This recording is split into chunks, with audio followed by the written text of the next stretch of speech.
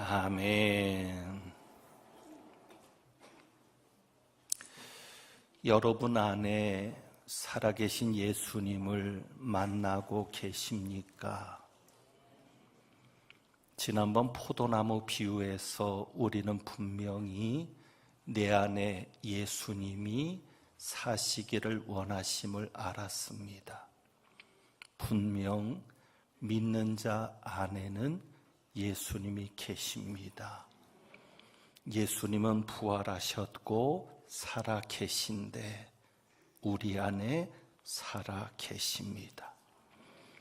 그래서 성경은 이야기합니다. 요한일서 5장 12절에는 아들이 있는 자에게는 생명이 있고 하나님의 아들이 없는 자에게는 생명이 없느니라. 예수를 믿는 자는 생명이 있습니다. 영생을 가진 자입니다.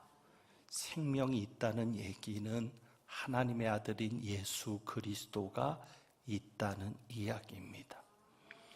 그러므로 우리에게는 분명히 주님이 계십니다. 고린도후서 13장 5절에서도 말합니다. 예수 그리스도께서 너희 안에 계신 줄을 스스로 알지 못하느냐? 예수 그리스도께서 너희 안에 계신 줄을 스스로 알지 못하느냐?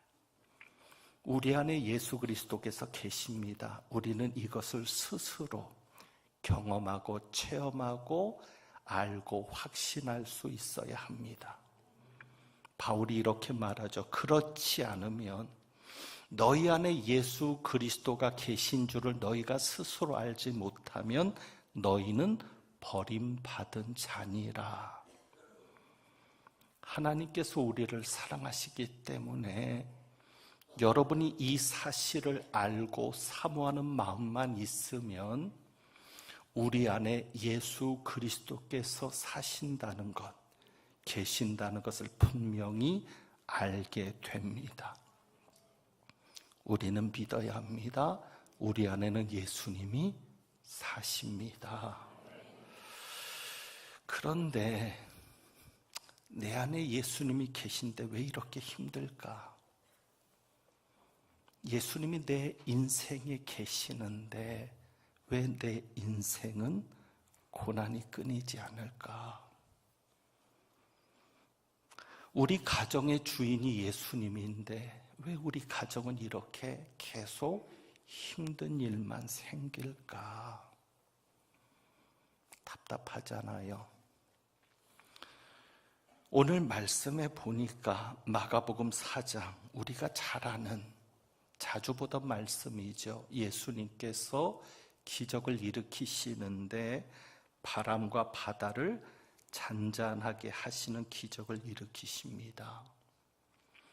바람과 바다가 일어날 때 예수님 어디 계셨습니까? 그 장소에 계셨습니다. 예수님 배 안에 계셨습니다. 예수님이 배 안에 있어도 풍랑은 일어난다, 일어나지 않는다, 일어난다. 예수님이 배 안에 계시는데 예수님이 있는 그곳에서 풍랑이 일어납니다.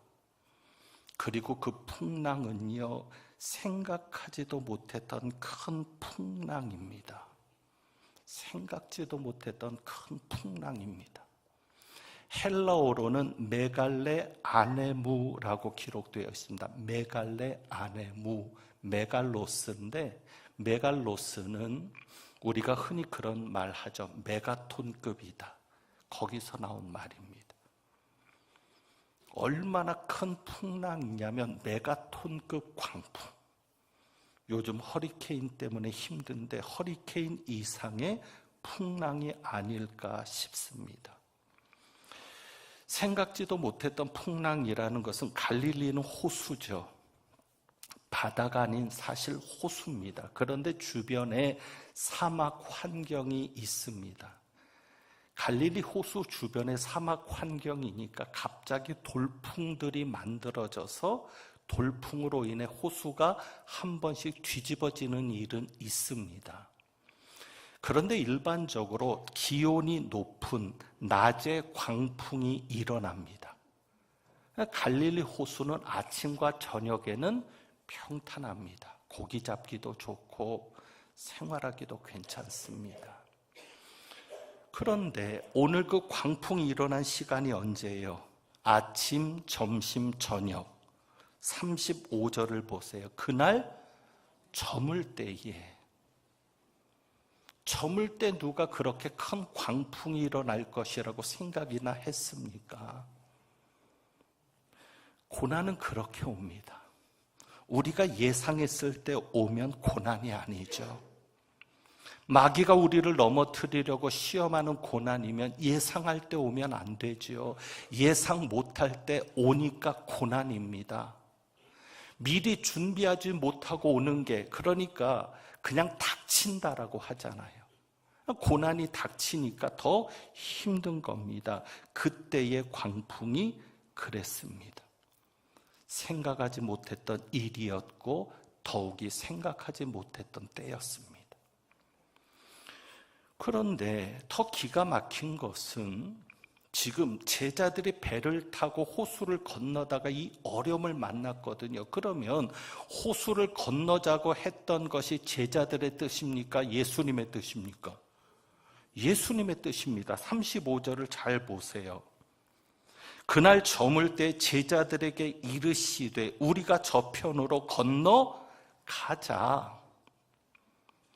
제자들이 선택한 길이 아닙니다. 제자들이 가고 싶어서 필요에 따라 간 길이 아니라 그냥 있어도 되는데 예수님이 굳이 건너가자라고 하십니다. 그러니까 세 복음서가 다, 요즘 성경이 참 잘 나와서 여러분이 보면 그 사건이 마태복음과 누가복음에는 어디에 나오는지를 다 성경이 비교할 수 있도록 구절을 적어 주었습니다. 마태복음과 누가복음에도 똑같은 사건이 나오는데 이 세 복음서 다 예수님이 가자고 해서 제자들이 간 겁니다. 심지어 마태복음은 예수님께서 명하셨다라고 기록합니다. 명령하신 겁니다. 그러니 제자들은 순종한 것밖에 없습니다. 그런데 광풍이 일어납니다. 기가 막히지 않습니까? 그러니 제자들의 반응도 이해가 됩니다. 제자들이 이 상황에서 예수님에게 살려달라고 합니다. 그것이 38절이죠. 38절에 제자들이 깨우며 이르되, 예수님을 깨우면서 말합니다. 선생님이여, 우리가 죽게 된 것을 돌보지 아니하시나이까? 선생님이여, 우리가 죽게 된 것을 돌보지 아니하시나이까? 이 말은 그냥 살려달라는 외침이 아니에요.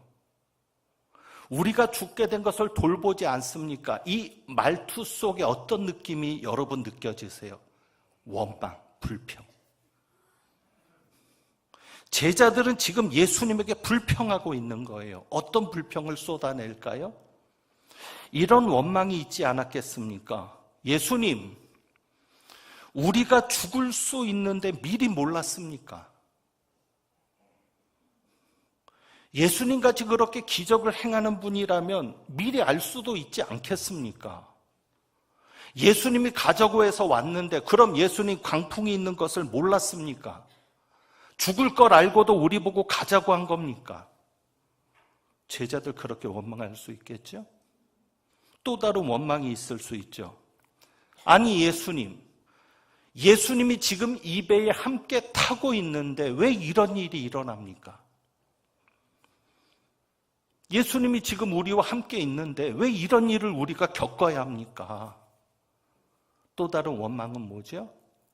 제자들이 예수님을 깨우면서 얘기한 거니까 어떤 마음속의 원망도 있어요. 우리는 죽게 되었는데 예수님은 자빠져 주무십니까? 도대체 예수님 우리 상황을 아시기나 한 겁니까?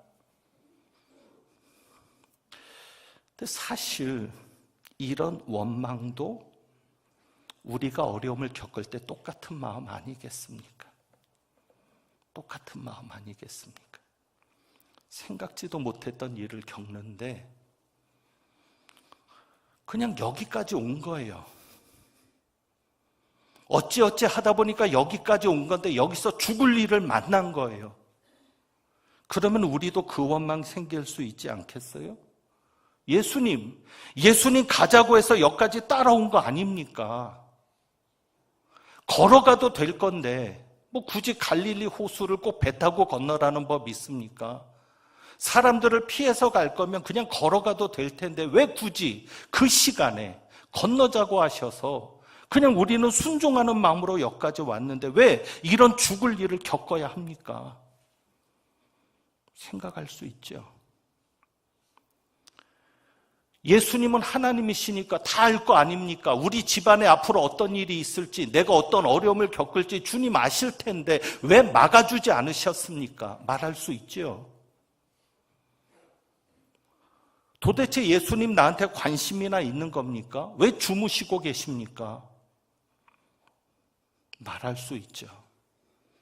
근데 이 부분에서는 하나님도 할 말이 많으셨던 것 같아요. 왜냐하면 하나님 뭐라고 얘기하셨어요? 하나님은 졸지도 주무시지도 않는다고. 얼마나 하나님 자고 있다라고 탄식하며 그 얘기까지 하셨을까? 근데 하나님 돌보시는 것 같지 않아요. 진짜 주무시는 것 같아요. 우리에게도 충분히 이런 원망이 있을 수 있습니다. 제자들보다 더 할 수 있죠. 왜요? 제자들은 지금 예수님을 메시아로 믿어요? 선생으로 믿어요? 선생이요. 그러나 우리는 적어도 예수 그리스도가 하나님이신 줄 아니까 우리는 더 서운할 수 있고 더 원망될 수 있죠. 그러다 보니까 그런 분들도 있습니다. 예수를 믿는 이유가요, 예수를 믿으면 어려운 일도 없고 예수를 믿으면 가정의 문제도 해결되고 만사 형통할 것으로 생각하고 예수를 믿는 겁니다. 예수님을 따르는 사람들 중에 그런 사람들도 있지 않았겠습니까? 그러니까 우리 중에도 예수를 믿으면 모든 일이 잘 되고 만사 형통한다. 이해가 안 되는 거죠. 왜 내가 예수를 믿었는데, 왜 우리 집안에 예수를 믿었는데 이런 일이 있어야 되나? 그런데 여러분 아셔야 됩니다. 예수님이 계셔도 풍랑은 일어납니다. 예수님이 배 안에 있어도 그 배를 뒤집으려는 풍랑은 있습니다. 그럴 때 우리가 믿음을 보여야 합니다. 어쩌면 바로 그 순간이 예수님 앞에 믿음을 보여야 하는 순간입니다. 그래서 예수님 제자들을 책망하시잖아요. 무엇을 책망하세요? 믿음을 가지고 책망하세요. 세 복음서 다 믿음을 책망하시는데 마가복음 보시죠. 마가복음에 예수님이 어떻게 책망하셨어요? 40절의 마가복음에서 어찌 믿음이 없느냐.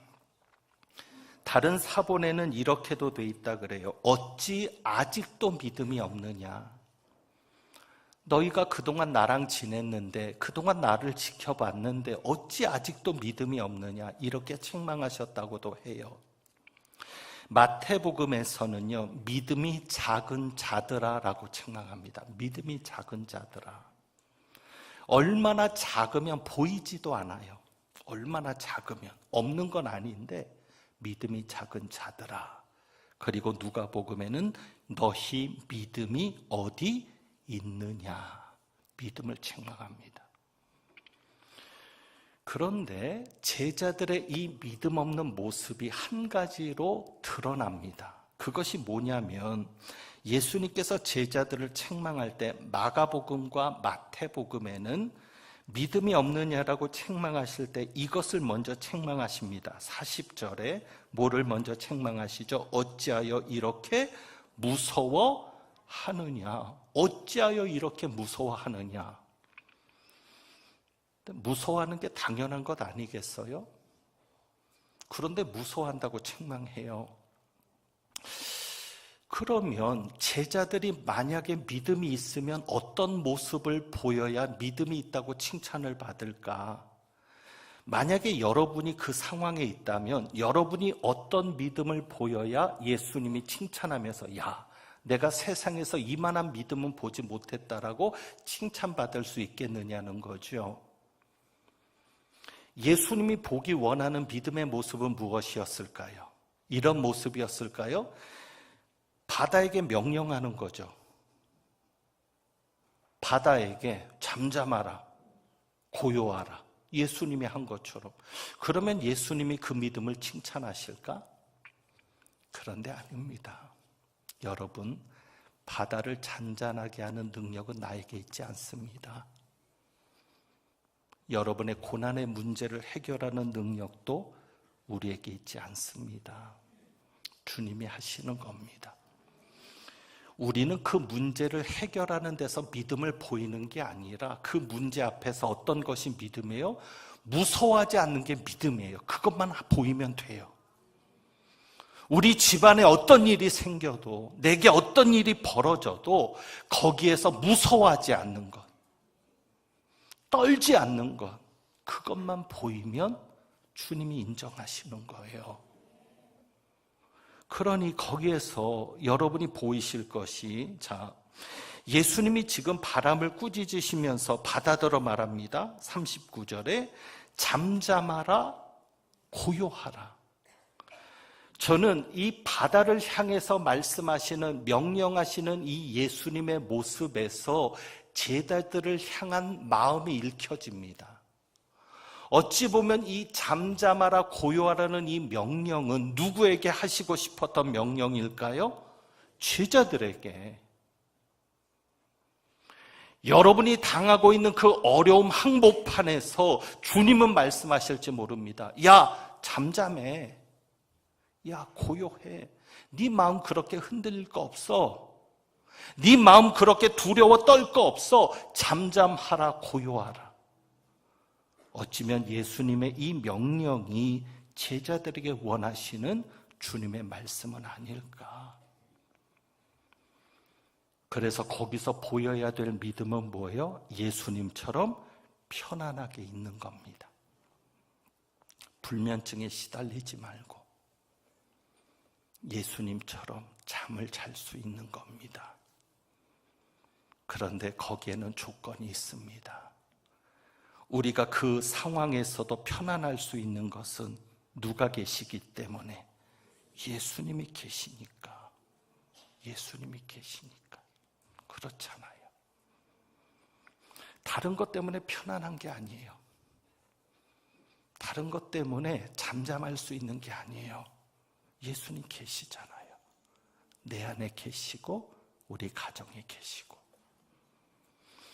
그러니 믿음이 없을 때는 두려움이 생기고 무서움이 생기는데 오늘 말씀의 제목이 믿음이 없을 때입니다.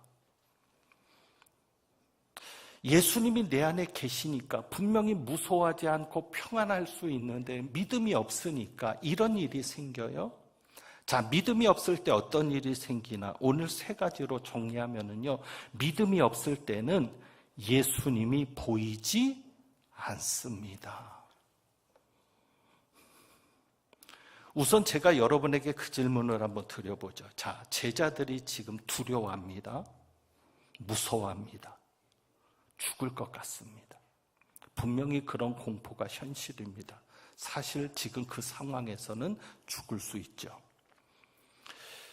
그러면 제자들이 지금 이렇게 두려워하는 이유가 풍랑 때문에 두려운 것입니까? 믿음이 없어서 두려운 겁니까? 믿음이 없어서. 우리는 지금 잘못 생각하는 게 뭐냐면 내가 그 문제 때문에 힘들다고 생각해요. 내가 그 문제 때문에 불안하다고 생각하고 그 문제 때문에 두렵다고 생각해요. 그런데 근본을, 속살을 파헤쳐서 근본을 따지고 보면 믿음이 없으니까 두려운 거죠. 그러면 믿음만 회복하면 나머지 문제는 하나님이 해결하실 거고 우리는 어떤 일이 있어도 평안하게 있을 수 있지 않겠어요? 그러면 믿음이 없으면 어떤 일이 있습니까? 예수님이 보이지 않습니다. 뭐만 보여요? 파도만 보여요. 그러니까 만약에 여러분이 분명히 예수님 같이 계시잖아요. 한 번도 예수님 여러분을 떠난 적 없으세요. 성령이 오셔서 한 번도 여러분을 떠난 적이 없으시다고요. 그런데 왜 나와 함께 하시는 예수님이 보이는 게 아니라 파도만 보이나 풍랑만 보이나? 그러면 여러분 생각하셔야 합니다. 내가 믿음이 없구나. 여러분 생각해 보세요. 예수님이 보이면 안심할 수 있지 않겠습니까? 자, 예수님이 배 안에 계셔요. 그럼 이 상황에서 제자들이 만약에 물에 빠져 죽는다면 누구도 돌아가시는 거예요? 예수님도. 예수님이 여러분 안에 계시면 여러분이 망하면 예수님도 망하는 거예요. 예수님과 나를 항상 따로 생각하니까 문제죠. 이제 예수님과 나는 운명 공동체. 그러니 저는 이 본문을 보면서 제자들을 향해 안타까운 것은 이겁니다. 왜 제자들은 처음부터 예수님을 깨울 생각을 하지 못했을까? 처음에는 예수님이 안 보였어요. 풍랑만 보였어요. 처음부터 만약에 예수님을 깨웠다면 얼마나 좋았을까? 근데 사실 우리가 그래요. 처음부터 어려울 때, 처음부터 예수님에게 매달리면 좋은데 처음부터 매달리는 사람 없어요. 갈 때까지 다 가서 예수님을 찾아요. 이미 늦었어요. 이미 고통당할 거 다 당했잖아요.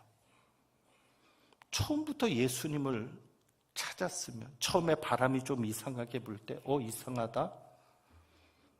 저녁 때 이런 바람이 안 부는 건데 조짐이 있을 거 아닙니까? 그럼 예수님 그때부터 찾았으면 좀 좋아요. 죽게 되니까 예수님 찾거든요. 우리는 그렇게 하지 않기를 바랍니다. 처음부터 예수님을 찾지 않은 것은 뭐냐면 두 번째입니다. 믿음이 없으면은요, 내 경험만을 생각합니다. 이것을 뒤집어서 얘기하면 결국 믿음을 갖지 못하는 이유는 뭐예요? 내 경험 때문입니다. 왜 제자들이 처음부터 예수님을 찾지 않았을까요? 자, 그 배 안에 있는 제자들 중에는 전문가가 있습니다. 무슨 전문가? 갈릴리 호수의 전문가들. 베드로, 야고보, 요한을 비롯해서 갈릴리 호수에서 나서 자란 사람들.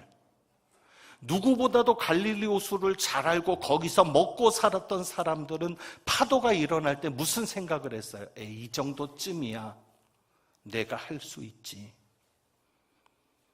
여러분, 그게 실수의 시작이라는 거 아세요? 우리는 너무 똑똑해서 예수를 못 믿는 겁니다.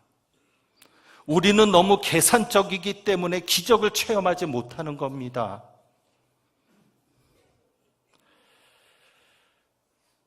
몸이 아플 때 병원에 가지 말라는 건 아닌데요.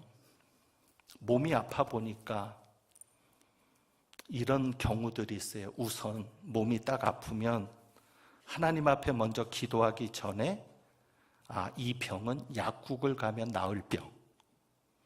이 병은 병원 가서 주사 한 대 맞으면 며칠만 고생하면 나을 병. 하나님을 찾지 않아요. 어떤 분은 심하게 병에 걸려서 의사로부터 진단을 받습니다. 더 이상 치료할 수 없습니다. 그러면 기도도 포기하죠.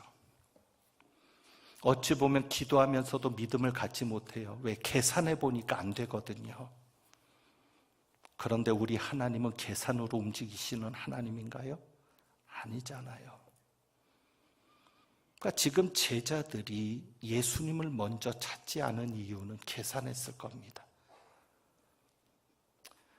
오병이어의 기적 앞에서 200데나리온을 계산했던 제자들, 그런 것처럼 이 정도쯤이야 내가 할 수 있지. 그것이 믿음이 없는 겁니다. 여러분 계산하지 마십시오. 계산하더라도 먼저 하나님 앞에 기도하고 하나님이 주시는 지혜를 가지고 믿음의 계산을 하십시오. 그래야 안심할 수 있는 겁니다. 그리고 마지막으로 믿음이 없을 때는 생각하세요. 아, 내가 예수님을 모르고 있었구나. 결국 이 제자들이 예수님보다는 파도가 보이고 처음부터 예수님을 좀 깨웠더라면 좋았을 텐데 언제 깨웠어요? 37절이죠. 큰 광풍이 일어나며 물결이 배에 부딪혀 들어와 배에 가득하게 침몰 직전에 가서야 예수님을 깨우는 거예요. 그렇게 되었던 이유는 뭐다? 예수님을 몰랐기 때문이다. 그러니까 마태복음이나 마가복음이나 누가복음에서는 41절 볼까요? 41절.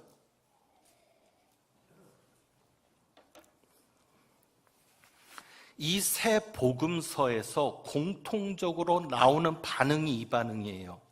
41절에 보면 그들이 심히 두려워하여 서로 말하되 하면서 공통적인 반응이 뭐냐면 마가복음에는 그가 누구이기에 바람과 바다도 순종하는가? 예수님이 누구인지를 알았어요? 몰랐어요?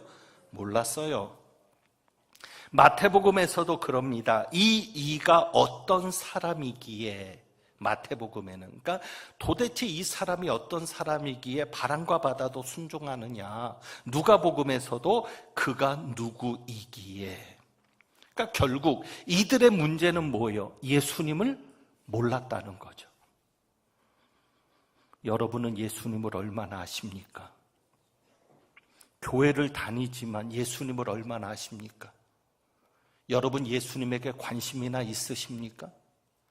교회 나오는 이유가 성도들과 교제하기 위해서고 친목을 위해서고 사귀기 위해서고 아니면 교회 나오는 이유가 예수님 때문입니까? 성경에 나오는 모든 기적의 목적은 하나입니다. 왜 예수님께서 물로 포도주를 만드시고 귀신을 내쫓으시며 병자를 고치시고 죽은 자까지 살리시느냐? 그 목적이 지향하는 것은 하나, 예수가 누구신가를 알리는 겁니다. 그게 기적입니다. 모든 기적의 목적은 거기 있습니다. 그러니 우리의 관심은 무엇에 있어야 돼요? 예수님이 누구신가를 아는 것에 목적이 있어야죠. 여러분이 예수님을 알면 알수록 여러분의 삶에서 믿음이 커져갈 것이고 어떤 상황에서도 무서워하거나 두려워하지 않고 예수님을 바라볼 수 있게 될 겁니다. 그래서 저는 이런 아쉬움이 들죠. 저 같으면 예수님을 안 재웠을 것 같아요. 왜요? 지금 이 배를 타고 건너는 이 상황이 새 복음서에 보면 하나님 나라의 비밀을 이야기한 다음이거든요. 마태복음도 그렇고요. 얼마나 그 말씀이 꿀과 송이꿀처럼 달았겠어요. 하나님 나라의 비밀을 직접 예수님에게 듣는데 저 같으면은요 그 말씀 더 들으려고 예수님 안 재웠을 것 같아요. 예수님 일어나 보세요. 지금 잘 때입니까? 하나라도 더 얘기해 주세요. 근데 그런 눈으로 저를 쳐다보는 건 무시하는 겁니까? 여러분은 말씀에 관심이 없을지 몰라도 저는 정말 한마디라도 예수님한테 더 들을 수 있다면, 근데 제자들은 관심 없어요. 예수님의 말씀에는. 병들었을 때나 예수님 필요하고 귀신 들렸을 때나 예수님 필요하고 기적을 보고 싶을 때나 예수님 필요한 거지 예수님의 말씀엔 관심이 없거든요. 그 말씀에 관심이 있어야 예수님이 누군지를 알게 되는데 여러분은 무엇에 관심이 있습니까? 그래서 오늘 이 시간 과연 나는 믿음이 있는가? 오늘 이 제자들의 모습을 통해서 돌아보시고, 그래서 오늘 저는